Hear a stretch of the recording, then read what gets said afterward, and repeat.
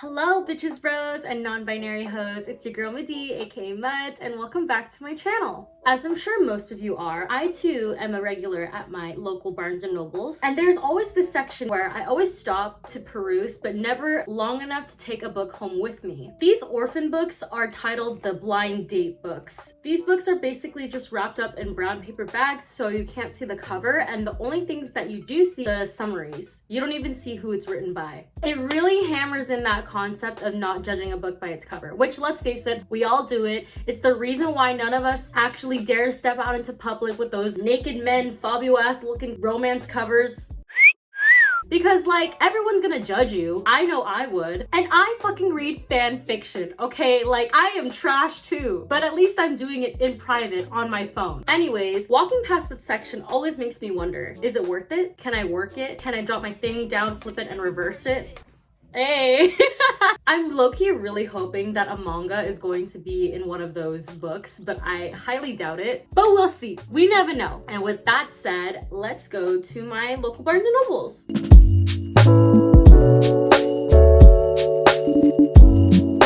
is a comic book.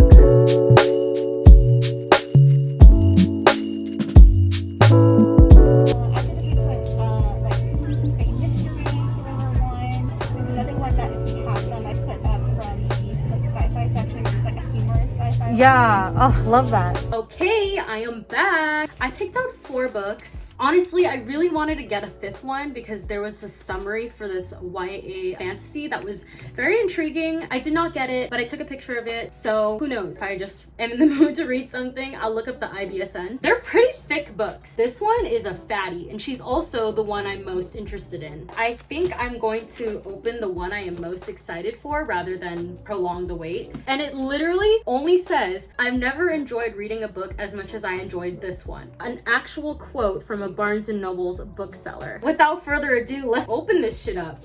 What if it's something I've already read? Like a classic.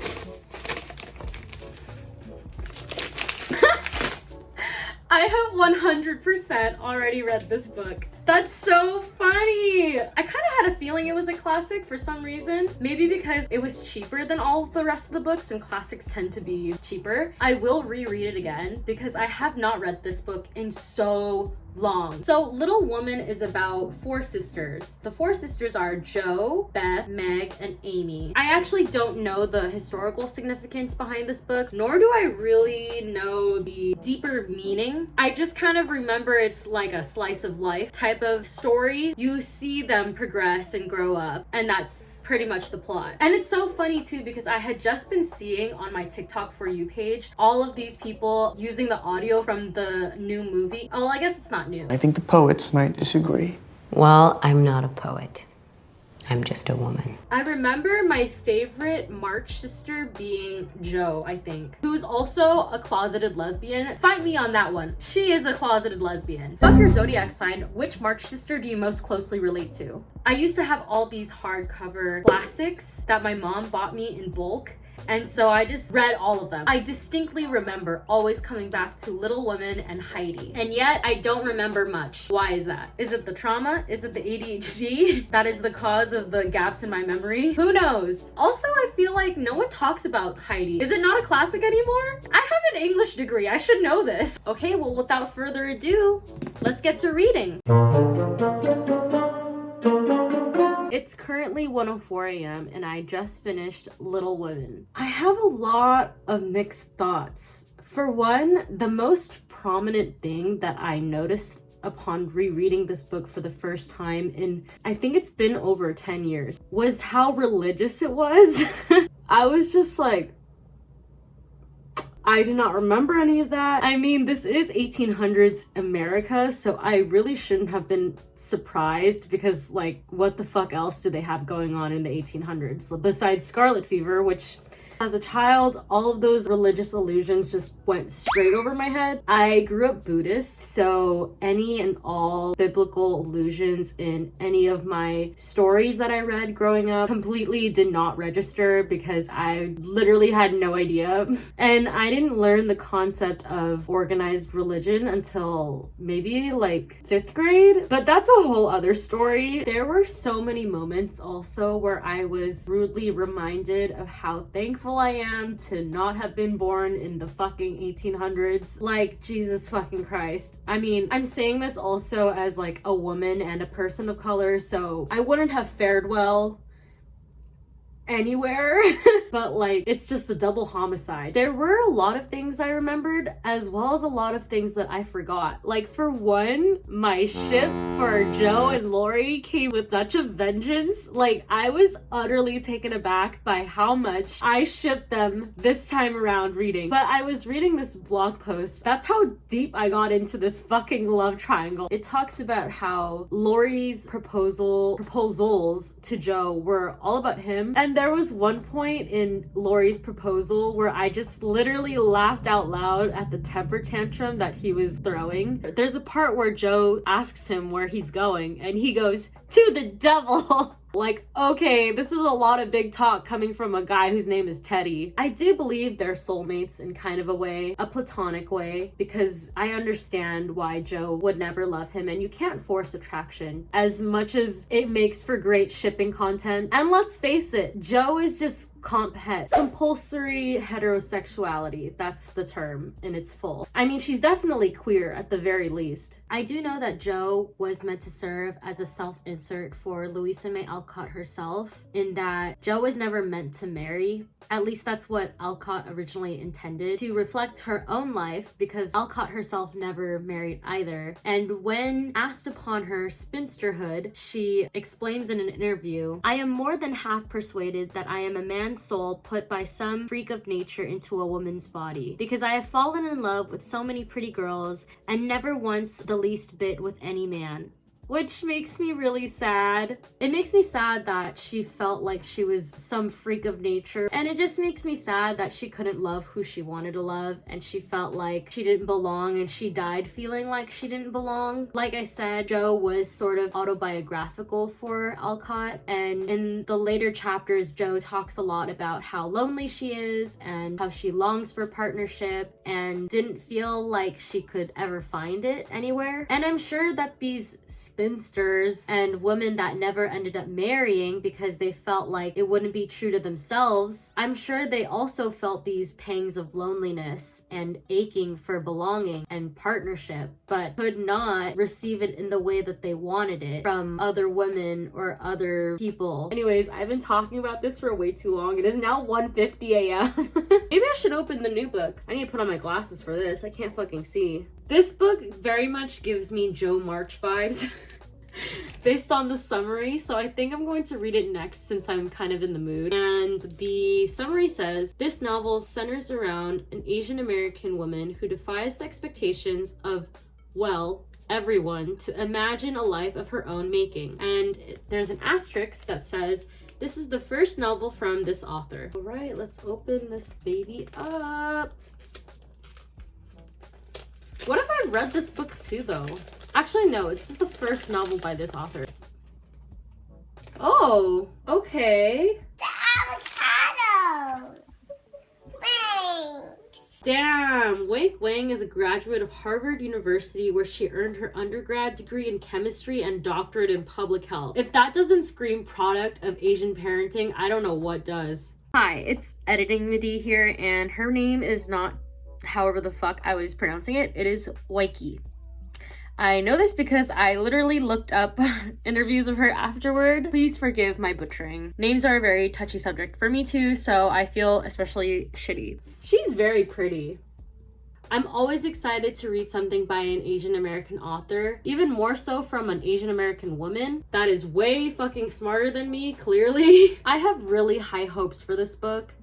I don't think it will disappoint. I feel like I'm gonna really like this book, so I'm very, very excited to sink my teeth into this next. The spirit of Jo March lives on. With that, I will see you when I'm done. Okay, besties, you know what time it is. I just finished chemistry. I really did enjoy this book. I thought it was a really good experience, and I know I was partially kidding about what kind of Asian American immigrant daughter traumas this would pull out of me, but it really did pull that out of me. There's so much you can get out of this book. There's stuff about gender, the Asian American immigrant struggle, being a daughter of an Asian American immigrant family, on love, relationships, fear. Clearly the theme that stuck out to me most was, again, that Asian immigrant struggle, baby. There's a quote that struck me to my fucking core, and it's, "My father's is the classic immigrant story. He is the first in his family to go to high school and college and graduate school and America. He is the first to become an engineer. Extraordinary, some people have said when he speaks now of how he got here. Through hard work, he says, and the learning of advanced math. Amazing, others have said. But such progress he's made in one generation that to progress beyond him, I feel as if I must leave America and colonize the moon." Yeah. Fucking ouch. My mom is also an engineer, a computer engineer to be specific. She is also an immigrant and she came to America by herself. She actually secretly fled Myanmar when she was 19 years old. Having to follow up with that is just... On Goodreads, I rated this at 3 out of 5 stars. It's a very, very high 3. The book is entirely written in first person point of view. And what's interesting is that we never learn the narrator's name nor anyone else's name except for the narrator's longtime boyfriend named Eric. Leave it to the white guy to have a name. I'm totally kidding, but he is white. He's actually ginger, as the book has made a point to say. There's something so intimate about the way this is written because it is in first person and because we don't know anyone else's name. It feels like you're literally plopped down into the narrator's hippocampus and her most private thoughts. This book isn't exactly anything groundbreaking or earth-shattering, but it captures a moment in time and a journey of self-discovery and feeling so utterly lost in life and trying to regain your footing once you've shed identities that no longer serve you. All in all, I would recommend this book. It's a quick read. It's only 200 pages. Also, I never said this before, but I think the cover is quite cute. Very flashy, yet simple. Okay, should I open the next book? So we have our last 2 books. This one's a thick boy. This one is a lot slimmer. I think I'm gonna go for the skinny legend over here, mostly because it's continuing the Asian American train. The description on the post-it says, TNT. Those 3 letters captures the essence of this undocumented Filipino son as he navigates his relationship with his mother, his uncertain future, and the place he calls home. It seems like a pretty straightforward summary, so I'm not sure what else there is to this book, but we shall see. I'm excited. Oh my god. Oh! It is called The Son of Good Fortune, and I really like the cover. Okay, I will read you guys the summary. Excel. Oh my god, his name is fucking Excel. That is the most Filipino shit I've ever heard. Excel tries to seem like an unremarkable American teenager, but his family is far from normal. His mother, Maxima, was once a Filipina B-movie action star who now scams men online. Wow, pop off, queen! I'm so into this. And years ago, on Excel's 10th birthday, Maxima revealed a secret that he must keep forever. Excel is undocumented, and one accidental slip could uproot his entire life. I, for some reason, have a feeling that this is going to be set in San Francisco, which is really cool because that's where I live. This is going to be interesting reading a story that is kind of close to home culturally. Also, I'm very down to read more about Maxima. Like, what a fucking queen. You better scam men online. And again, I'm just really excited to support a Filipino-American author and learn more things about the culture. So I will see you when I'm done reading this. Besties, I have just finished reading The Son of Good Fortune, and I know I jokingly said I have a feeling this is going to be set in San Francisco. It was set in San Francisco, but more specifically set in Colma, which is literally my backyard. To be very specific, I live in South San Francisco, which is 5 minutes away from Colma. I was so shooketh because I know exactly the targets he was talking about, the dealerships. There's a joke that in Colma, there's more dead people in the city than alive, which is actually, I think, true. And I was just like, I have never read something that was so close to home. Like, this is as close to home as it could have gotten if I had written a book myself about a Burmese girl. Like, I was like mind blown. So the book started off really strong for me. I really wanted to love it, but I have to admit it took about 60% of it till it got me really hooked. I don't know why that is.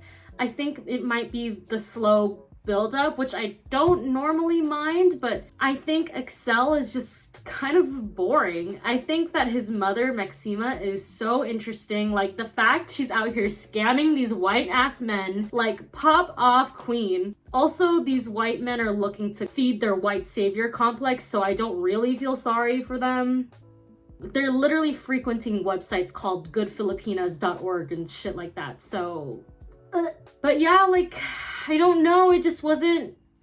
Something about it wasn't quite gelling for me. I still liked it enough, obviously, to finish it, and I still enjoyed it, and I don't regret reading it at all, because, again, this is the closest to home I have ever come to in a piece of work, ever. But it was just... slow. I gave it a 3 out of 5 on Goodreads. I think this poses a lot of interesting questions about identity, sense of belonging, because the thing about Excel is that he's not an American citizen, even though he's grown up his entire life in America. He was born on the airplane, on the flight to America, and there's a law that says the baby obtains the citizenship of where the flight came from. So because Maxima, Excel's mother, was flying from the Philippines to America, he automatically attains Filipino citizenship. That's kind of fucked up though. He's literally never set foot in the Philippines, yet he has to take on that citizenship. And so he just kind of exists between two worlds, but the two worlds were never fully his to begin with.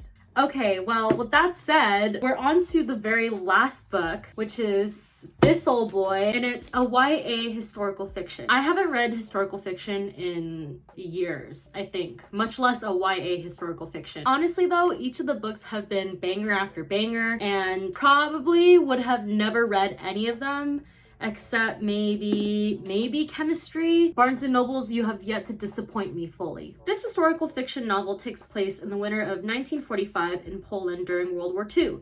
4 young refugees find each other during very traumatic circumstances, each with very unique and touching stories. This book is told through each of their own perspectives, and each of the characters will have your heart by the end of the story. This also highlights the Wilhelm Gustloff war tragedy, which is unknown to most, which, yeah, I don't know what that is. We finna be learning today, and hopefully we're ending this one on a good note. Whoa, oh, oh my god. Look at this cover. It's beautiful and haunting. I already know I'm gonna probably cry. Look at this. I'll read the back to you guys. Winter 1945. 4 refugees, 4 secrets. Each one born of a different homeland. As thousands desperately flock to the coast in the midst of the Soviet advance, 4 paths converge, vying for a passage aboard the Wilhelm Gustloff, a ship that promises safety and freedom, but not all promises can be kept. This ship is going to sink harder than if Baku Deku Stans rewrote My Hero Academia themselves. I already know I'm gonna cry, so don't be surprised if my next clip is just of me sobbing. Also, this book is fat. Oh my god, you guys, I'm scared. I'm scared. I hate crying. Even though I know it's supposed to be cathartic, but the book hangovers are always the worst, and I just feel so empty after, and I know some people like that feeling, but I don't. I'm a Cancer and I cry at everything as is. I don't need any more feelings to be triggered by things I'm trying to enjoy, you know what I mean? It's okay, we're gonna get through this. I'm gonna enjoy it, even though I'm probably gonna cry, but I will be thankful I read this book. So I will see you guys when I am all done.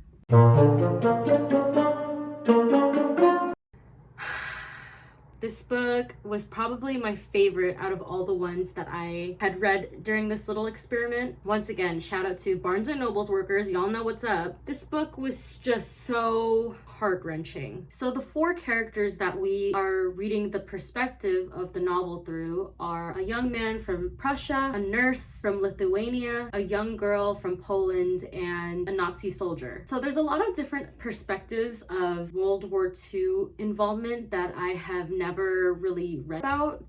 all characters are intertwined and their goal is to board this ship for many different reasons. Most of them are trying to flee Russian advances. The story to me is basically divided into two main parts. First part is getting to the boat, and then the second part is being on the boat. And it just really fucking sucks because you know the boat is going to sink, and so the entire time you're just waiting with bated breath and anticipating what is going to happen. And then it sucks even more because the characters are like, oh, we're finally safe on this boat, and you're just like... There's also a surprising romance element to this book. I was not expecting that, but I will say I was more than rooting and shipping these characters. You just want them to be happy and you want the best for them, and they all suffer so much. It's real ass shit. Like, they're literally fighting for their lives, walking thousands of miles in the snow, on the ice, in the blistering cold, just for a chance at survival and just at a chance at freedom and a better life. And it's really hard because you know the impending doom is coming. The ship is going to sink because, again, it's the worst maritime disaster in history, and you just become so invested in these characters who are so plagued by trauma and tragedy and have had unspeakable horrors inflicted upon them. I mean, Amelia's story, I have goosebumps all over again just thinking about it. It makes me really emotional thinking about putting myself into their shoes. If I was Amelia, or if my brother was Florian, what if my family had to go through these unspeakable horrors and trek our way through forests and hide from soldiers and walk through ice and snowstorms, all just for a chance at freedom, and then board a ship that would ultimately sink, to go that entire blistering, torturous journey for it to end in even more tragedy is just like, it's just unfathomable. I just cried thinking about how those lives seem so insignificant and just make up a whole big number of people lost to war, but each one of them had stories and hardships and people they loved and people that loved them, and I don't know, just were real people. Oh my god. Fuck. Fuck. Okay. I'm a mess. I know I'm crying, but please read this book. I just think it's so good, and you read about a piece of history that is not well known to most people and shares differing European perspectives of World War II. What are emotions? Anyways, that was Salt to the Sea. So, my concluding thoughts on this video. Was this experiment worth it? Absolutely, yes. It introduced me to a bunch of books I normally myself would not have picked up. I am really, really glad I got this experience because not only did it rekindle my love of Little Women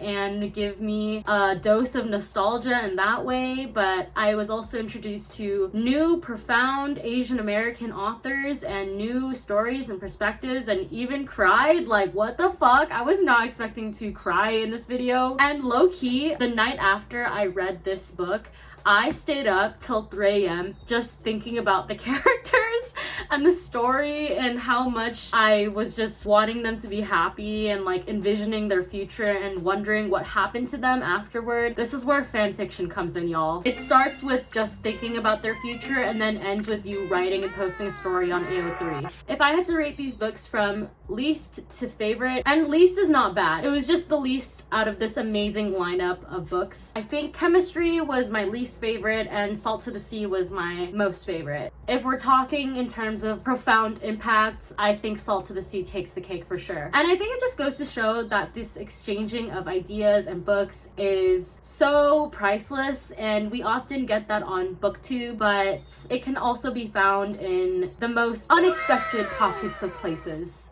Wow.